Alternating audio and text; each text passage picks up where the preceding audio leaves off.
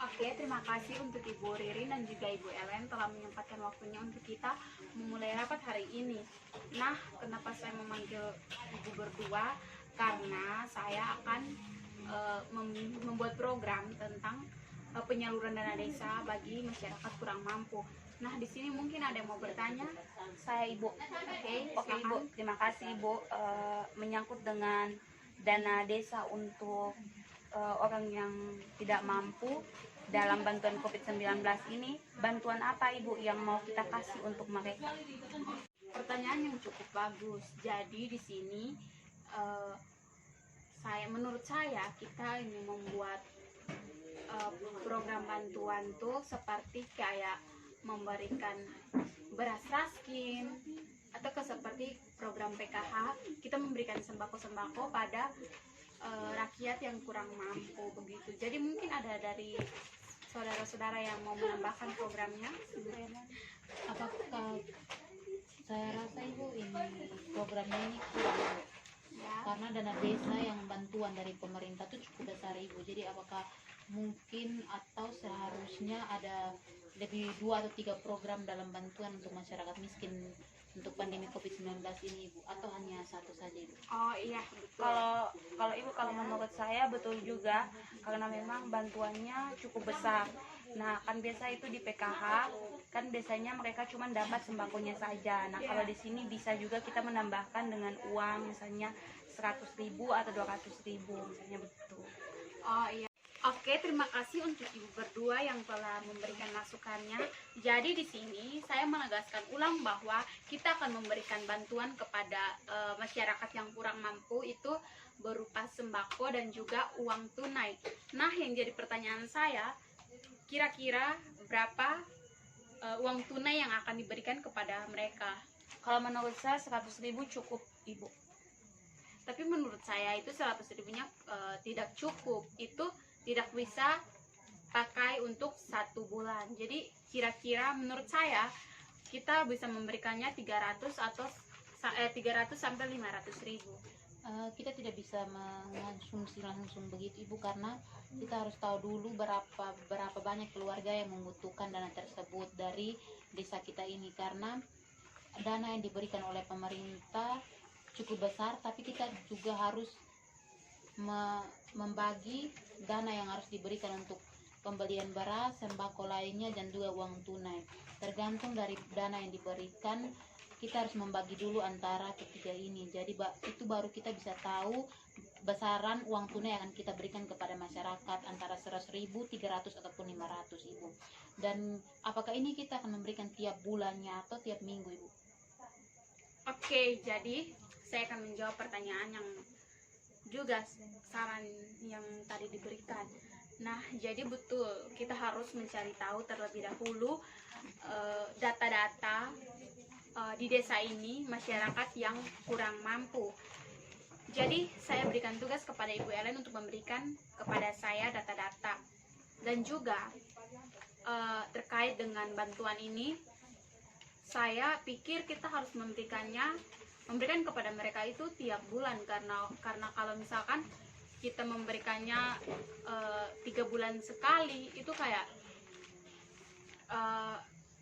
saya pikir nanti Terlalu lama. 2 bulannya itu mereka mau makan apa begitu, karena ini dalam masa pandemi COVID-19, jadi mata pencaharian ini susah begitu. Ya Ibu, saya setuju, tapi menurut saya kalau misalnya kita mau mencari data lagi, kita harus lebih akurat. Soalnya pengalaman beberapa tahun lalu sebelum COVID ini, ada juga dari beberapa desa dan kelurahan itu ada yang masyarakatnya mampu tapi dia menerima bantuan. Contohnya beras raskin itu biasa banyak juga yang mampu tapi mereka menerima bantuan. Iya. Begini Ibu, tapi menurut saya kalau besaran uang untuk seandainya besar uangnya 500, menurut saya 3 bulan satu kali atau 2 bulan satu kali Ibu, karena sudah mendapatkan beras dan juga mendapatkan sembako lainnya. Apalagi pandemi COVID ini kita tidak tahu sampai kapan, tergantung dari pemerintah yang memberikan dana kepada kita, apa kita akan membagi untuk masyarakat dengan rencana dana ini, tapi pandemi Covid ini kita tidak bisa menjangkau sampai kapan akan berlanjut. Jadi menurut saya apakah lebih baiknya 2 sampai 3 bulan sekali, karena sudah mendapatkan beras, sembako lainnya, dan juga uang yang lumayan besar begitu. Ibu maaf, tapi kalau misalnya begini, kalau misalnya kita membagikan uang itu saat 1 bulan pertama saja, jadi yang berikutnya itu kita hanya membagikan beras dan juga sembako saja begitu. Atau bisa saja 1 bulan pas yang 1 bulan itu kita memberikan uang dan juga beras, nanti yang bulan berikut dia hanya cuma menerima beras dan juga sembako. Karena kan banyak juga yang dari dia punya kantor misalnya di PHK juga, ibu kasihan, mereka banyak orang dalam rumah. Nah beras misalnya kalau 1 bulan 30 kilo kan tidak cukup ibu untuk mereka harus memberi makan dalam satu rumah, misalnya ada 10 orang dalam rumah, nanti bagaimana ibu? Jadi menurut saya ya dalam bulan pertama yang pembagian pertama itu mereka mendapatkan uang 500.000 sembako dan tadi beras juga termasuk, tapi yang bulan kedua itu mereka tetap menerima tapi uangnya tidak, jadi cuman beras dan juga tadi yang sembako, teh, sayur gitu. Oke, saya mohon maaf untuk Ibu Ellen, tapi saya setuju dengan Ibu Riri ini. Nah, menurut saya ini kita memberikan sembakonya itu setiap sebulan sekali, tetapi uang tunainya itu kita berikan 3 bulan sekali atau 4 bulan sekali. Oh iya Ibu, kalau begitu juga baik Ibu. Berarti tiap bulannya itu bulan pertama kan mulai pembagiannya dalam ini bulan depan kan Ibu, Ya, betul. pembagiannya. Jadi 500.000 pertama, berasnya harus berapa kilo Ibu? Kita sesuaikan dengan uang yang dari pemerintah kasihkan, nanti kita belum tahu kan, kita mesti hitung dulu berapa, misalnya kalau mampu ya 30 kilo atau 20 kilo. Oh, kalau 30-20 bisa Ibu, kan penjangkauannya kan 1 bulan. Iya. 1 bulan toh, jadi bisa 20 atau 30 kilo dengan sembako yang lainnya. Berarti bulan pertama mendapatkan uang, berarti kita sepakat diusahakannya 500.000. Jadi kalau seandainya 500.000 tiap 500.000 uang tunainya, berarti bulan pertamanya diterima 500.000, bulan kedua ketiganya tidak, berarti bulan keempatnya lagi baru terima 500.000. Ya, Sebenarnya bisa untuk dalam 3 bulan sekali baru mereka menerima, tapi kasihan yang misalnya di PHK dari kantor, mereka harus menghidupi keluarganya, misalnya satu rumah itu ada 10 orang, kan 30 kilo itu biasa cukup untuk 2 minggu atau 1 minggu. Iya, oke. Oke, baik Ibu, ini menyangkut dengan pandemi COVID-19 ini yang masih berlangsung hingga saat ini, apakah pembagian dana ini, bantuan ini Ibu, kita turun langsung kepada masyarakat rumah ke rumah atau masyarakat yang datang kepada kita Ibu? Oke. Ibu, mungkin saya begini Ibu, Ibu Ellen terima kasih. Menurut saya begini kan, RT kita kan banyak Ibu. Nah kalau misalnya kita kumpul di gedung kelurahan, berarti sudah banyak masyarakat yang datang. Nah kita dalam COVID ini kita harus jaga jarak. Jadi tidak mungkin semua masyarakat harus datang dan berkumpul. Jadi begini saja, kita bagi di tiap-tiap RT.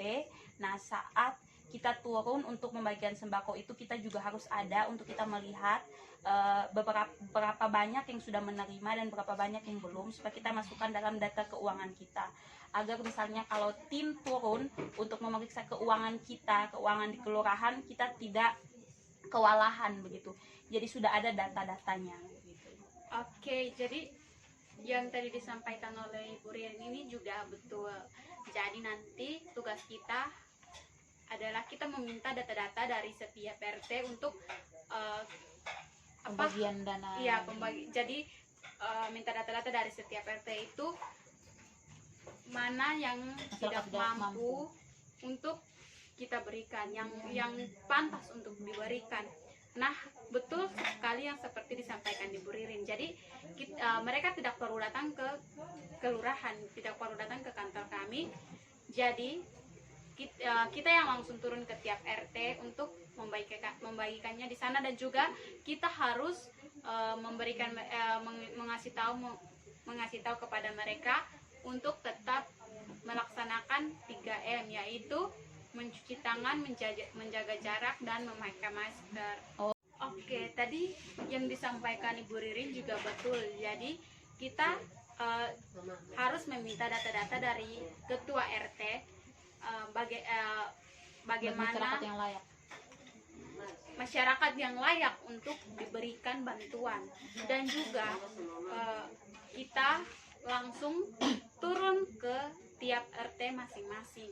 Di situ kita menyuruh mereka untuk melakukan 3M, yaitu menjaga jarak, mencuci tangan, dan juga memakai masker. Saya setuju dengan tadi yang Ibu Indah Putuspata sudah bilang tentang penerapan 3M itu. Nah, di sini ini kita juga harus membagi masker dan juga hand sanitizer begitu, supaya ya ini kan menyangkut dengan COVID-19 kan, jadi kita harus membagi ke mereka juga membagikan begitu. Saya juga ingin menambahkan Ibu, apakah pembagiannya ini memang untuk kita bagi ke RT-RT, tapi kan pembagiannya mau bertahap atau dalam satu hari pembagian semua Ibu? Kalau menurut saya Ibu, maaf, kita tim kelurahan ini banyak begitu. Jadi kita tiap-tiap RT itu maksimal itu 2 orang. Nah, kita RT-nya banyak juga. Jadi tidak mungkin dalam satu hari kita harus bisa untuk menjangkau semuanya. Jadi kita membagi dari hari Senin sampai hari Jumat. Pas hari Jumat itu semua Sudah satu dapat? kelurahan itu harus sudah dapat begitu Ibu. Oh, tapi begini, menurut saya kita karena banyak juga yang sibuk, masing-masing mempunyai kesibukan, jadi kita harus melakukan pembagian itu seminggu 3 kali saja, jangan sampai 5 kali. Dan juga diperkirakan untuk satu hari itu kita habiskan 2 sampai 3 RT, pokoknya harus gitu. 2 sampai 3 RT bisa Ibu, tapi tergantung dengan tenaganya Ibu, karena tidak mungkin satu RT hanya terdiri dari 5-6 kakak Ibu, pasti ada sampai puluhan kakak Ibu. Jadi ya begini, jadi menurut saya itu kita kan petugas kita banyak, jadi masing-masing kita utus kayak 10 petugas berpencar di 3 RT ini atau 4 RT ini. Gitu. Berarti kita sudah sepakat untuk pembagiannya dalam awal bulan ini, Ya, minggu depan awal bulan ini. Berarti pembagiannya itu ada beras, sembako yang lainnya, uang tunai untuk 1 bulan pertama, tiap 3 bulan 1 kali ini sebesar 500.000, hand sanitizer dengan masker. Berarti sepakatnya berarti awal bulan yang ini. Ya.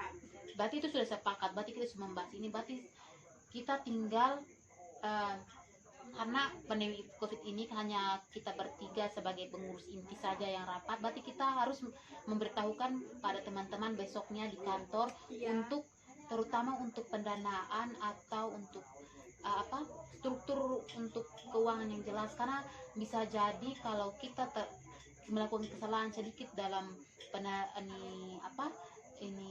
penulisan dana atau uang yang dikeluarkan untuk ini dana bantuan ini bisa